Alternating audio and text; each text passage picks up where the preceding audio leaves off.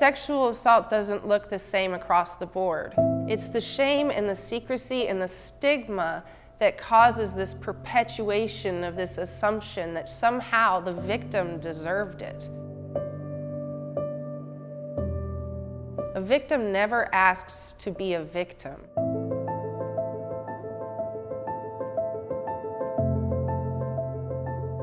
I was 10 years old when it began. I was made to keep quiet. I was made to keep doing the right thing and keep my mouth shut, or people would get hurt. People that I loved would get hurt and our family would be torn apart. This was a man my mother had married who was expected to protect me and guide me and grow me, but instead he groomed me and he abused me.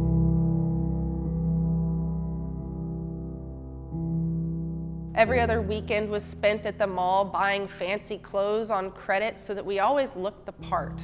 And that's the thing, is these abusers know how to play the part so that they never get caught. And I was never able to speak up because I was a kid. As a kid, the time that he would come in after me was after everyone would go to sleep, or my mom would take a late night shower after taking her sleeping pill. And he knew almost to the minute how long it would take her to go to sleep. And he would creep into my room in the dead of night, and I had burglar bars on my windows because we lived in the thick of Houston. And I remember looking up and just feeling like everything I'd ever hoped for or dreamt for was lost in that exact moment, and I would never have or be worthy of anything. I felt like in that moment at 10 years old, I was useless for the rest of my life.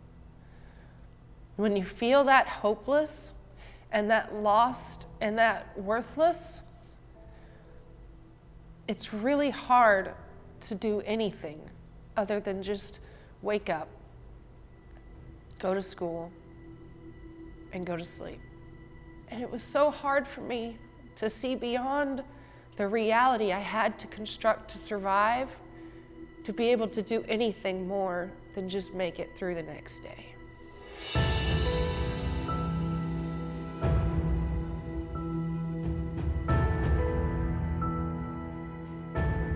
No child should have to worry about watching the shadows under the door to see when he's coming. Try to pretend like you're asleep. Don't move, don't breathe. Just pretend like you've gone to sleep so maybe he'll go away. That shouldn't be what a 10-year-old's thinking about at night. SARC is one of 8 standalone rape crisis centers in the entire state of Texas. Our center focuses only on sexual assault. We are experts in the field, experts in sexual violence. We handle all sexual assaults from the ages of 13 and up. We often have clients that were assaulted, abused when they were children and never received the care that they needed at that time, and are able to come forward at a later time during their adulthood when things might be triggering or traumatizing to them later in life, and be able to receive counseling and advocacy at that time as well.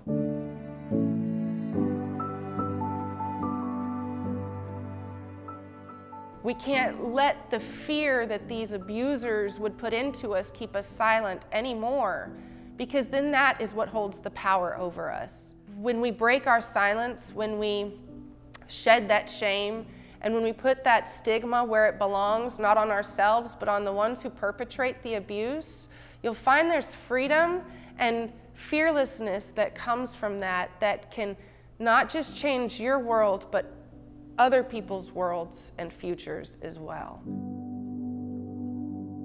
In 2020, we served 370 clients despite the pandemic.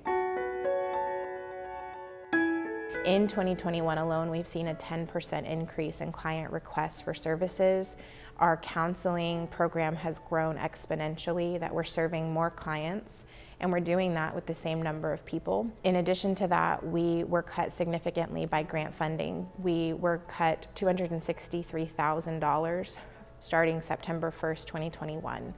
That funding is 35% of our operating budget, and the majority of our budget is personnel that directly serves clients. We are not an organization that has extra. We run very lean.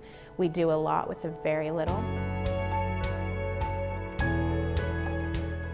The services SARC provides are unique in this area, and truly, they're unique all the way to Harris County and Houston and these larger cities. SARC is a blessing to the 7 counties that it serves because there is nothing else like SARC for the people in our community.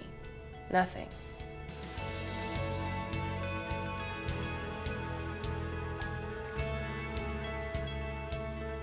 We are forging ahead despite the loss, continuing to serve every single client that comes through our doors. Unfortunately, we do have a wait list, and that wait list is something that we take home at night every single day and think heavily that we have clients that need us that we can't serve right now because of capacity. What happened to me from 10 until I was 14 and a half didn't just happen to me in that moment. It set the stage for many years of poor decisions, coping mechanisms that weren't healthy, numbing, running, hiding.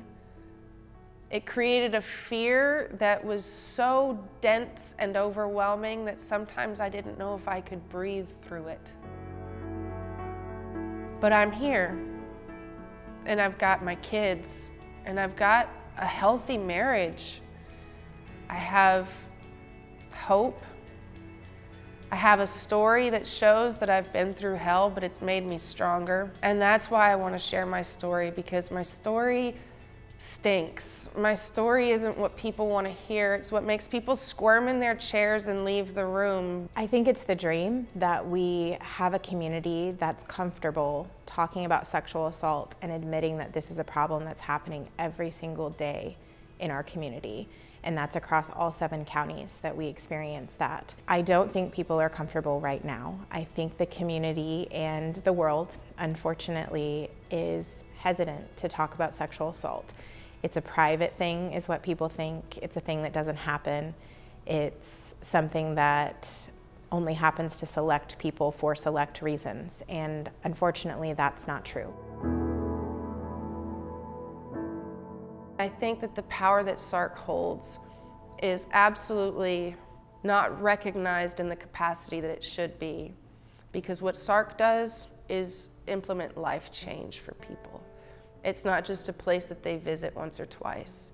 It's a place that represents a new life and new hope and new beginnings for people. We, the community, have to get behind them and fill that void. We need the community to be a light for us. So we're a light for survivors, and we accomplish that through our services and our programs. But the community can step up and rally around us through donations and support. Any amount that anyone can give, be it large or small, it doesn't matter. No amount is small in the eyes of the organization because it all adds up.